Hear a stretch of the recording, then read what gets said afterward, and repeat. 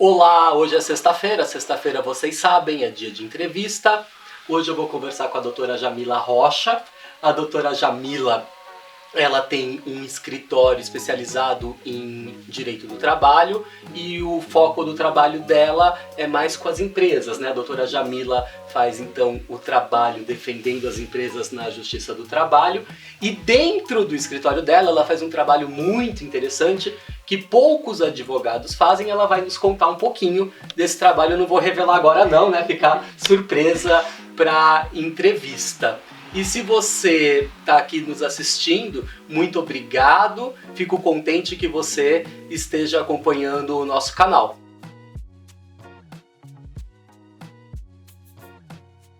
Jamila, me conta, eu sempre começo perguntando isso. Por que você quis fazer direito? Como que a área jurídica entrou na sua vida? Primeiro, boa tarde a todos. Eu sou uma filha mais velha de um pai de cultura árabe e médico. E direito sempre foi minha paixão, desde que eu me entendo por gente. Então, desde que eu me conheço, na minha história eu tinha que fazer medicina. Mas fui pro direito, eu levei meus dois irmãos, que são advogados também, sou apaixonada com o que eu faço. Você foi a primeira? Foi a primeira. E depois seus irmãos resolveram fazer direito. E em casa não tem nenhum médico. Que meu pai já ficou muito bravo com isso. E eu sou apaixonada. E na época que eu fiz, o brasileiro não tinha, a nossa cultura não tinha a cultura do direito preventivo, consultivo. O jurídico, o advogado era sempre procurado para resolver problemas. Sim. Deu problema, procura o advogado. Então o advogado sempre era para descascar abacaxi, uma profissão que ficava cara para quem procurava, porque era já quando o problema já tinha se instaurado, e eu entrei nessa área consultiva, empresarial, preventiva, antes de chegar ao problema. E daí foi onde que eu comecei, e hoje eu falo que paixão. É uma paixão. Paixão. E dentro de todos os ramos do direito que tinha, o que te levou a focar no direito do trabalho? Na verdade, minha formação toda veio do direito empresarial. Eu fui advogada de banco há muitos anos e a Justiça do Trabalho, ela é muito paternalista para o reclamante, o empregado. E é até uma discriminação que o empresariado brasileiro sofre. Eu sei que é até algo assim muito polêmico de se dizer, Sim. Mas o empresariado brasileiro, ele sofre um certo bullying na Justiça do Trabalho. E eu fui identificando algumas questões, principalmente, que aí é onde hoje é o foco, né, da gente estar aqui, que é o levantamento de depósito recursal e judicial para as empresas que ficam depositados nos bancos oficiais, rentabilizando os bancos oficiais, se utilizando desse valor, e as empresas sendo esmagadas com verbas previdenciárias e tributárias.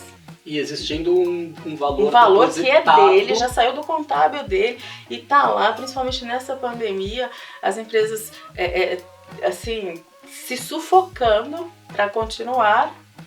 Então, a falta de equidade nesse sentido me direcionou para isso, porque muitos anos advogando para empresário, para banco, também é visível a luta deles para se manter no nosso país. Eu quero trazer nossa conversa para dois caminhos. Uhum. Vamos primeiro tratar dessa questão dos depósitos recursais, e eu acho importante dessa questão do bullying do empresário no seu trabalho, a gente tratar um pouquinho da questão da justiça nova após a reforma. Mas vamos continuar aqui falando dos depósitos recursais. Existe, né, na CLT um dispositivo legal que determina que assim que os cálculos estão homologados, ou acho que nem é cálculo homologado, é trânsito em julgado, os depósitos têm que ser liberados para o credor. E, em tese, não era para esses depósitos ficarem perdidos, abandonados. O que acontece que essa observância não é feita? Muitas vezes as ações duravam muitos anos, e se mudava o escritório da empresa. O escritório geralmente é terceirizado, que cuida desses processos, o contábil, financeiro, e a nossa justiça não tem mão de obra e não tem ferramenta, principalmente hoje, sistêmica, para poder fazer esse encontro de contas, esse garimpo de contas, para saber o que tem efetivamente depositado ou não, principalmente nos processos antigos, que são físicos e sem sistema nenhum. Então, nem as empresas hoje têm noção, aliás, não tem, nunca tiveram, do tanto de valores delas. Eu diria que algum percentual muito pequeno ainda é de perito, ainda é do reclamante que não foi sacar. Sim. É sucumbência do advogado, e assim, os bancos não divulgam, e o judiciário abarrotado com outras questões de mérito não tem acesso, e não se tornou importante isso. Diante disso, hoje tem o projeto Garimpo em alguns tribunais, que os processos que estão em trâmite já se previne que não se arquive com saldo em conta. E ainda assim é muito difícil fazer esse controle, porque esse saldo estão nas contas dos bancos oficiais, Banco do Brasil e Caixa, e tem que ter um sistema de encontro de contas, de vasculhamento, que é justamente esse rastreamento que a gente faz. Mas, ou seja, ainda que exista hoje o projeto Garimpo de alguns tribunais, para que um processo não seja definitivamente arquivado após a extinção dele, com algum saldo, tem furo. A nossa experiência observa muito, porque é um bloqueio bacenjude que ocorreu em um cumprimento de sentença, que não se observou aquele depósito, é um acordo que foi feito, é uma condenação que a empresa foi lá e quitou e não se observou esse depósito. Então tem muito furo ainda. E esse processo Garimpo é recente? É de 2019. Então, antes de 2019, nada era observado. Começou a observar de 2 anos para cá. E o que nós verificamos hoje é que nos processos eletrônicos ainda se observa, mas nos físicos, muito difícil. Então tem muito dinheiro para ser levantado. Muito das empresas nessa crise. Olha, muito. Para quem está se graduando em Direito, está pensando, não sei que área que eu sigo, ainda tem caminho. Tem, o direito é apaixonante, e quando se começa o curso de Direito, nós temos aquela questão humanitária, aquela questão mais solidária, mais social, mas o Direito tem ramificações maravilhosas e que são pouco exploradas justamente por esse nosso idealismo de estar sempre ligado em questões mais sociais. E o empresariado no Brasil, ele ficou muito carente desse apoio. A partir do momento que você faz um levantamento de um dinheiro que está, entre aspas, perdido ou parado em um processo, você também está ajudando sobre a ótica social. Sim. Porque com esse valor o empresário consegue contratar mais alguma pessoa ou consegue comprar uma matéria-prima diferente, fazer um novo produto. Seguir seu fluxo de caixa. Às vezes está numa crise, não sabe que tem aquele valor, são valores altos, são valores que ficam rentabilizando nos bancos oficiais, a rentabilização bancária por anos. Então são valores que, muitas vezes, pela nossa experiência, a gente verifica que salvam o empresário até de uma quebra, de uma falência, de fechar. O valor médio que você recupera nos processos quando as empresas te contratam, não precisa ser um valor total, assim, mas de cada processo, mais ou menos quanto que é um levantamento? Varia muito. Tem recuperação desde R$200 até de milhões.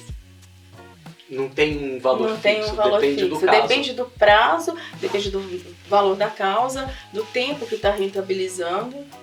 E esse é um nicho ainda pouco explorado? Muito pouco explorado, porque os escritórios, eles até peticionam requerendo essa liberação após o trânsito em julgado, mas fica lá na nossa justiça para ser julgado, para ser apreciado. Muitas vezes é expedido o alvará, mas não se tem, não vai retirar, não se saca.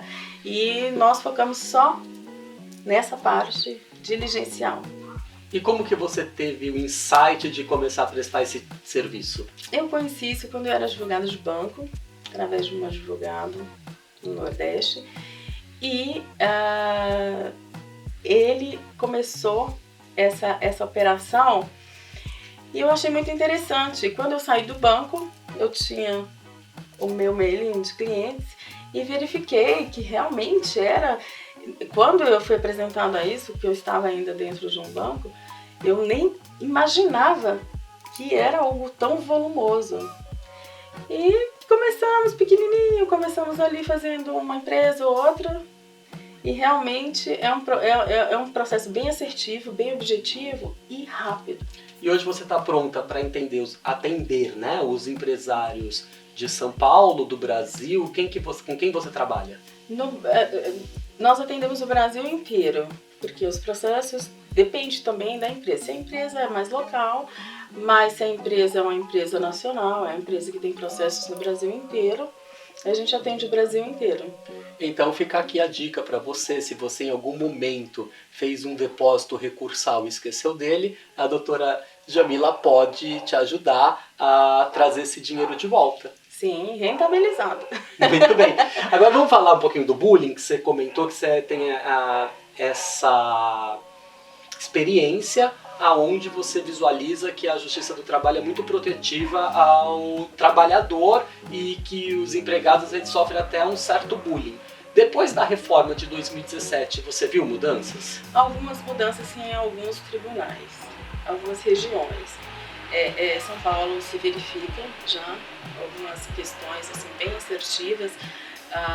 Às vezes o reclamante entra, que era o famoso, né, entrar pede tudo, sem comprovar nem nada, porque é paternalista, a empresa vai perder mesmo. Hoje já se verifica o ônus da prova e da sucumbência para aquele reclamante que ingressa sem fundamento, somente por ingressar.